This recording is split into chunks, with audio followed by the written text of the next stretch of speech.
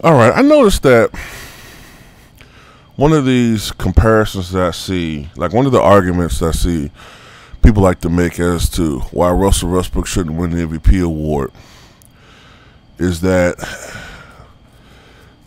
they didn't give it to Kobe Bryant in 2005, 2006, when he had that monstrous season, putting up 35.4 points per game. Then why should they give it to Russell Westbrook this year, when the argument back then was that Kobe Bryant wasn't winning, and the argument this year is that, well, he's putting up such gaudy numbers. Number one, when I hear that, I'm actually hearing, well, I thought Kobe Bryant should have won MVP in 2005, 2006, but he didn't. So I don't think Russell Westbrook should win it because Kobe didn't win it, because I don't like Russell Westbrook. That's pretty much what I hear, right?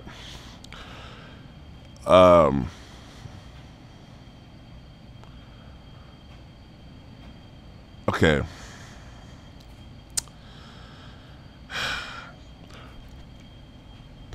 Kobe Bryant did have a great season in 05-06, 35.4 points per game, right? But let me say this before I forget about it. Kobe, a 6'7", 215, 220-pound shooting guard, 35.4 points, 5.4 rebounds, 4.5 assists. Russell Westbrook, 6'3", 190-pound point guard, 31.9 points, 10.7 rebounds, 10.4 assists per game. I don't care how somebody might say, oh, well, his bigs aren't trying to go for rebounds, and you know they're padding his stats, they're helping him get to. Who cares? He got a triple-double this season, whether you like it or not. Okay? You know, it's funny how some of you overaged cold tards, you know, and there's still people who have cold tards out there, right? They'll nitpick about how Westbrook got help, right? Got help all this season to get his triple-doubles. But yet, these fucking nutballs, these dimwits, these fanboys were all posting 60. Oh, Kobe got 60. Kobe, 60, TBE. But they don't have anything to say about how his team pretty much helped Kobe to get those all 60 points.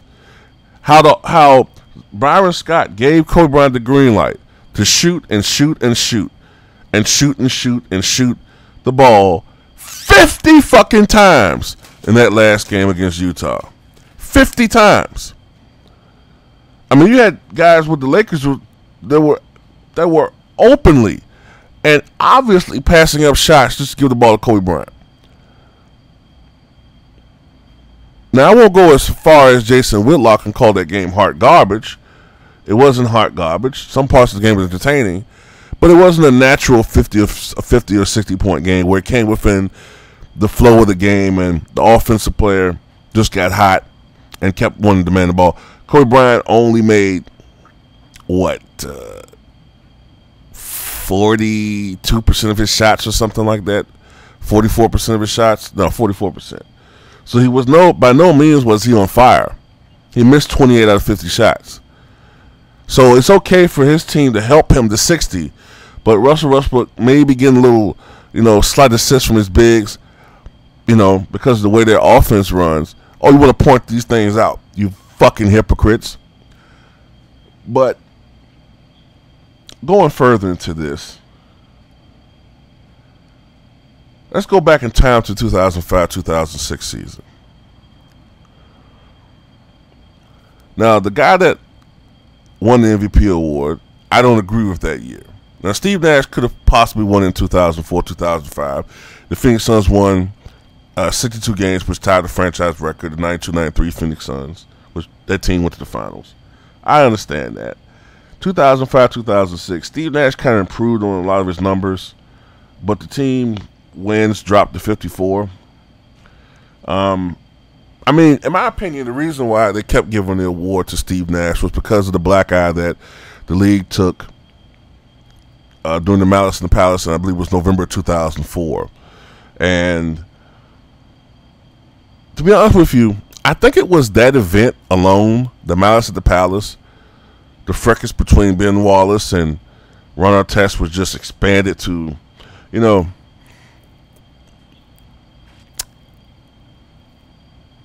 I think that event helped to speed up the transition of the NBA from being more of a half-court. Although there were enough individual stars in the early 2000s to support the league, but after Michael Jordan retired and all the Barkley, I'm kind of going somewhere else with this video. I understand that. But after those guys retired, after all the old men from the 80s retired, there was more of an urban trajectory of the league. Allen Iverson was the face of the league. And you started having players wearing cornrows and afros and tattoos. And it was almost like sort of like what happened to the NBA in the 1970s. When Russell and West and Chamberlain and all these guys, Robertson, retired, and there was more of an urban, quote-unquote, black flavor in the league, and the ratings dropped. In the early 2000s, the ratings dropped after Michael and them left. And the game, I actually loved it. It was more of a defensive focus on the basketball games. I loved looking at those old 78, 76 slug 'em out defensive battles between the late 90s Knicks and Heat and Knicks and Pacers and Heat and Pacers, and you get the idea. But that changed. The league after that wanted to find a white star. And if somebody thinks I'm being racist by saying that, then fuck you. I'm not. It's just a fact. The league wanted a white star, and they found it in Steve Nash, and they advertised him. Also, the league started going out of its way to find European bigs, and they didn't want the game as physical anymore. They didn't want what happened in 2004 to happen ever again. So they tried to make the game more free-flowing. They made the game where the defensive player wasn't able to do the same things that they used to do in the back in the 80s and 90s. And before that, they had been changing the rules for a while, but it's precipitated in the mid 2000s. You look at, matter of fact, if you guys think I'm lying, look at the 2005-2006 season, and yeah, you see Kobe's 35 points a game, but notice how so many players that year just went nuts all of a sudden. All of a sudden, you start seeing guys going nuts offensively. Gilbert Arenas, he came out of nowhere. They opened up the game for the point guards that particular season. It started. And you started seeing all these guys putting up 25, 20. Guys who had never averaged more than 20 points per game before, all of a sudden they're averaging 24, 25, 26, 28, 30. Matter of fact, Allen Iverson had his best season of his career statistically that year, if I'm not mistaken. And Allen Iverson was 31 years old. When he was MVP, I think AI put up, 31 points a game on, what did he shoot? 40% from the floor, maybe? And that year, AI averaged 33 points a game, shot 44% from the field. Maybe close to 45. I can't remember the exact numbers. The game opened up for the little man. I can only imagine how many points AI would have averaged if he was still 25, 26 years old at the time. But going back to the point, that's one of the reasons why Steve Nash won MVP in 2005, 2006. If I remember correctly, LeBron James was second MVP voting that year. Why? Cleveland won 50 ball games. Never said wins didn't matter, but it's expectations of wins that's even more important. Cleveland, for the first time in 13 years, won 50 ball games. Since the days of Brad Daugherty, Mark Price, Larry Nance, Craig Elo, John Hot Rod Williams, all right, ever since those days. They had one little minor, in between the time period, they had one little minor period where they kind of made a little renaissance comeback. That's when Mike Fratello was the head coach. I remember 95, 96. They won 47 ball games. I think they only averaged 88 points a game that year. They averaged 88 points a game. I think they gave up only like 82 points a game. Terrell Brandon averaged something like 19 and 7. If you put that in today's NBA, where he had all these points now, he would have put up something like 26 and 11 or something like that. Terrell Brandon, one of the forgotten little men in NBA history. Injuries kind of ruined his career. But that's what Cleveland. With the third place guy was Dirk Nowitzki. Dirk had put up, I think Dirk had his best scoring season of his career. 26.6 points and 9 boards a game. The Dallas Mavericks won 60 games. Now, Kobe, that year, he was 4th. He was second in first place votes that year. Why didn't he get more? Because the Lakers really didn't shock anybody by where they finished. They finished 45 or 37, which is about what people expected, if not a little bit fewer wins than most people expected. You gotta understand, people gave the Lakers a pass in 2004, 2005 due to the loss of Shaquille O'Neal. I'm going to make this point toward the end of my video. When they lost Shaquille O'Neal after 2003-2004 season, after the NBA Finals, the Lakers plummeted. They only won 35 games, I think, in 2004-2005. Kobe had a down year by his standards. He didn't have the season that most people anticipated that he would have. And a lot of it came just from the loss of such a tremendous player in Shaquille O'Neal. This is what was expected. The year after that, people said, okay, the franchise is trying to rebuild. You know, we drafted Bynum. Okay, we have Lamar Odom. You know, we're an improved ball club. We're not as horrible as we were in 2004, 2005, but we're better. And they did perform better. And Kobe had a magnificent season. Was magnanimous. But it wasn't enough in most people's eyes for him to win the award. Now, Russell Westbrook, this is right after they lose Kevin Durant. Shockingly, you lose a guy who's been putting up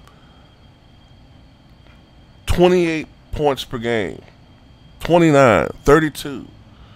This is a guy with the 4th highest scoring average in NBA history behind Michael Jordan, Wilt Chamberlain, and Elgin Baylor. And we lose him. We lose this guy, OKC.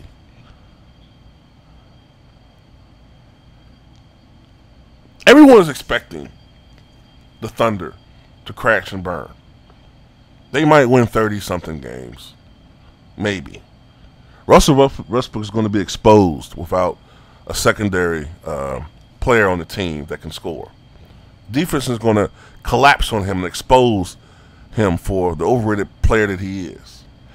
And then for him to go out there and not only lead the NBA in scoring, win his 2nd scoring title, but to do something that hadn't been done in NBA history but once, and to win at least 47 ball games. They have one more game tonight, a home game.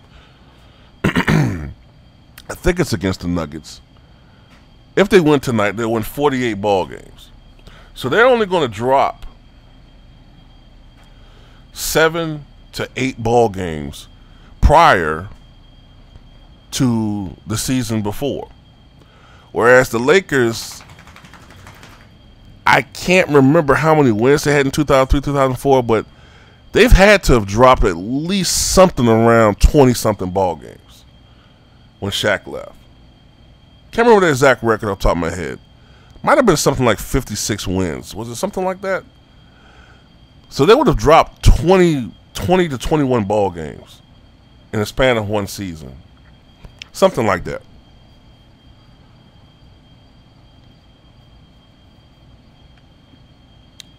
Expectations and what's expected. that plays a big role. What nobody anticipated, no one really anticipated that Russell Westbrook was going to. I thought that he was going to get, coming into this season, and I'm on tape saying this on a video of mine, a video with 78 Sports TV. I said this before the season. I thought Westbrook was going to get something like 25 triple-doubles. I did. I thought he was going to get 25 triple-doubles. I thought he would put up something like 28, 8, and 8 this year. No idea he was going to do this. And as Jason Kidd said, and Jason Kidd was thinking that Isaiah Thomas was the leading candidate up until recently. If he doesn't get the MVP, talking about Russell Westbrook, it'll be a damn disaster.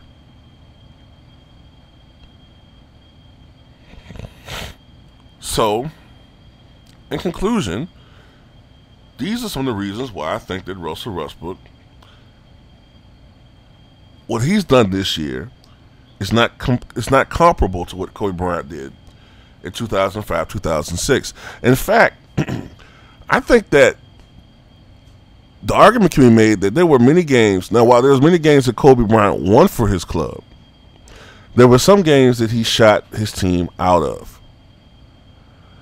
And also, Russell Westbrook has a much larger role for his ball club than Kobe Bryant did, I think.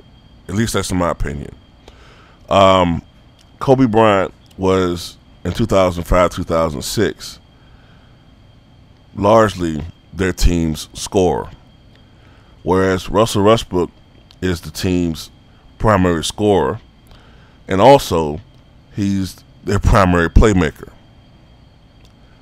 He's taken on so many different roles. He takes on so many different roles every game for his club, and it's amazing that he has not faltered. 78 Sports TV said something in this video a little while ago, and it's so true. So many people like to say, well, you know, Russell gets cheap triple doubles.